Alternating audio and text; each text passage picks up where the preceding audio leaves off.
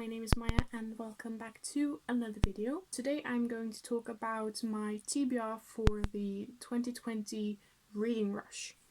And if you don't know what the Reading Rush is, it's an annual readathon that's been going on for a few years now. It used to be called the Booktubeathon, but it changed names like last year or second to last year or 2 years ago. And it takes place a week in July every year, and the main challenge is to read 7 books, and then there are 7 challenges for each book, or you could combine and read 1 book for 3 challenges if you want to.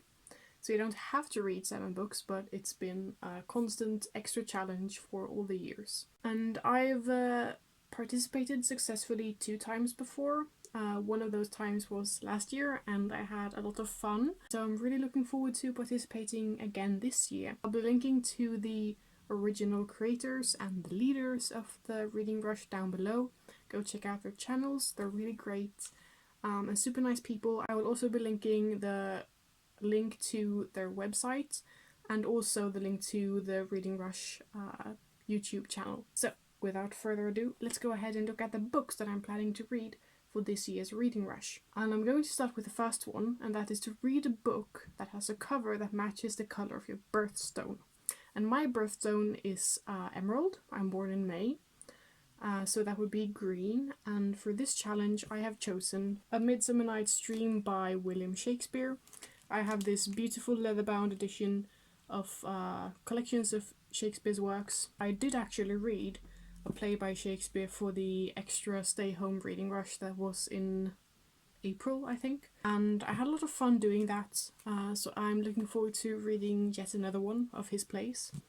This is his next to shortest work, which is why partly I've chosen it. I've also seen a version of the play. I kind of already know the story, I'm familiar with it, and it's a comedy. I think it's gonna be a fairly quick read.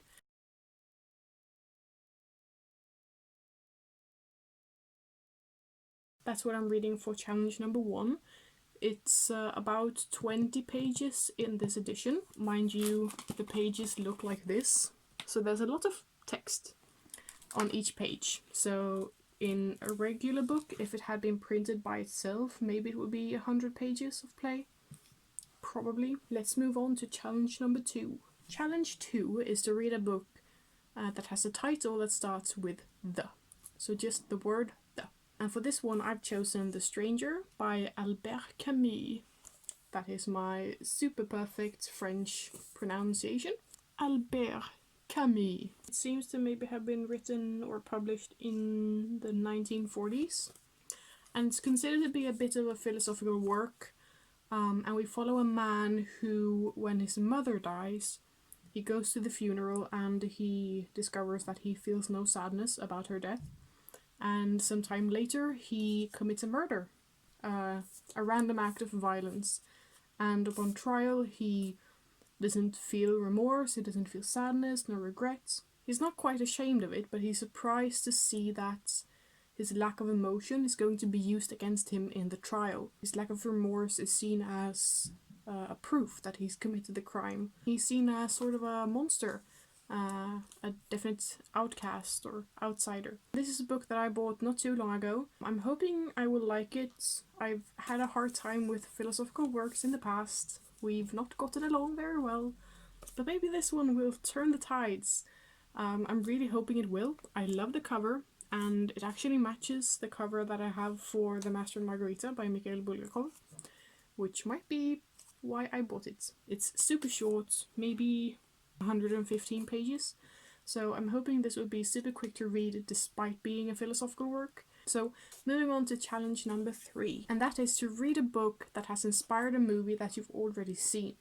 And for this one I've chosen to pick up Bridge to Terabithia by Catherine Paterson. And this is a movie that I've seen several times and I actually really enjoy. I often have a hard time loving movies, but I saw this many years ago and I've seen it again since, and it remains, I think, the only movie that always makes me cry. I really like the movie, and I do own the book. It's really short. I've started reading it before, and unfortunately I did not get a great first impression. I think I will give it another try and maybe have a better time now that I know what I have ahead of me. This book is about a boy, maybe 12 I think, whose greatest ambition in life at the moment is to be the fastest runner in his class, and he's been training all summer, and then when it's time, a new girl in the school plops on over to the boys' racing track, and she runs the race with the boys and she wins. And after this, they sort of start a friendship that's quite unlikely, but it really blooms and they become great friends, and they invent an imaginary world together called Terabithia. I'm thinking maybe I will rewatch the movie sometime soon, either before or after I read the book. But I'm hesitant, but I'm looking forward to trying to read a book again and maybe like it more this time. The fourth challenge was a bit of a tricky one because I didn't know quite how to interpret it, and that was to read the first book you touch. I did manage to solve it at least, and what I did was I walked into a secondhand store and I was looking through some books, and then I remembered, aha, I gotta get a book for this challenge. And actually the first book that I had touched in the English section was The Wind in the Willows by Kenneth Grahame, and luckily it's quite short. So this is a modern classic from... when is it from? When is it from? It's not from 93. No, it can't be. Well, it might be from 1993 like it says in this, but I'm doubtful. Oh well. It's a classic. It's about some animals. We follow one particular animal who has some friends and they get into some trouble and there's some conflict, and I think there will be some like political hints related to the time when it was written. It's almost 200 pages long, so it's one of the longest books that I'm going to try to read during the reading rush this year, but maybe I'll save it for the weekend when I'm not working. We'll see. Challenge number 5 is to read a book completely outside of your house, and since I'm going to be working the whole week, I will have to spend quite a lot of time outside of my house, and some of that time is going to be spent on commuting to work. So I spend maybe 1 hour a day on a train, and I could also read a bit on my break at work. So the book that I've chosen for this is Heart of Darkness by Joseph Conrad. This is another classic, another modern classic from... oh, it's published quite early actually. I didn't think it was published that early. So this was published in 1902 apparently. This is also a very short book. It's what I've planned, but I've actually planned to read this as an audiobook. Just think that's going to be easier.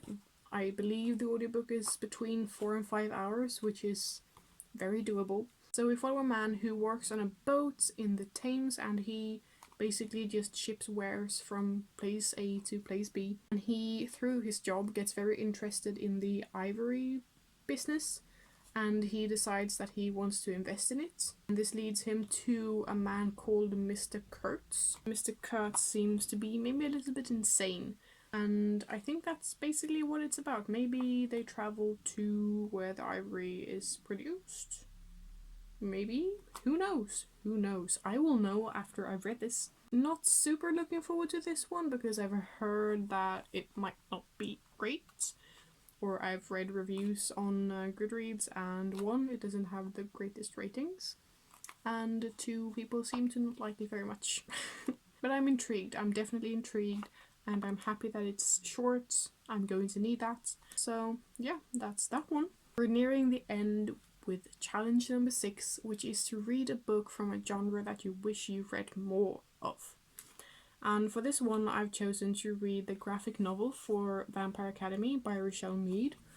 This is illustrated by Emma Vicelli and adapted by Lee Dragoon. And I've already read the entire Vampire Academy series, and I bought this book last year. This is the style of the art. And I've read very few graphic novels in the past, maybe just one, actually, and a couple of mangas. So I've had this for a while. I have become quite the Rochelle Mead vampire fan. I'm looking forward to this one although I don't think I will like it quite as much as the book because it's very short. I think it will be a new experience for me because I never read graphic novels, and this one I think is about 150 pages maybe. It's going to be super quick to read. I'm gonna breeze through it and it's gonna be a good time, I hope. The final challenge is to read a book that takes place on a different continent than the one you live on. And for this one I've chosen to read Convenience Store Woman by Sayaka Murata, and this takes place in Japan, which is in Asia, and I live in Sweden, which is in Europe, so 2 different parts of the world. This was originally written in Japanese, but it's been translated, which is why I can enjoy reading it. And this is about a woman named Keiko, and she was quite different when she was a child, and her parents knew this. And then she started university, and while in university she took on a part-time job at a convenience store, and 18 years later she's still working at the same convenience store. This is maybe not quite what her parents imagined her doing with her life, but she's quite content with her job. She realizes that the people in her surroundings, her friends, her family, think it's quite weird that she's still working there. And then something happens at work, she gets a new colleague, and things start to change, and maybe she gets a new perspective. This is also a book that I bought this year, and I'm really looking forward to reading it because I've not read much Japanese literature before. I've been to Japan, I've studied Japanese for 2 years.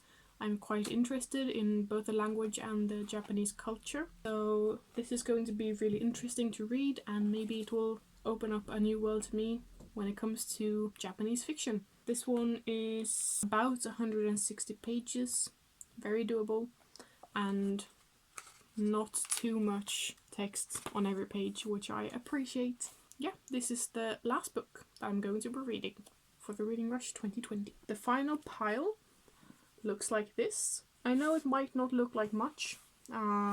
Every book is very short, but keep in mind I work 6 hours a day, except for the weekend next week. I'm gonna need short books if I'm going to make it through the Reading Rush this year.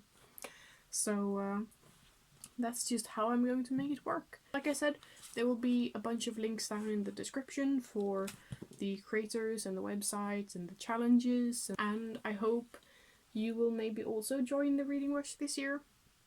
And if you do, I hope you're excited about the books that you plan to read and that you have a great time while reading. So yeah, that's gonna be it for me, and I'll hopefully see you in another video soon. Have a great day. Bye.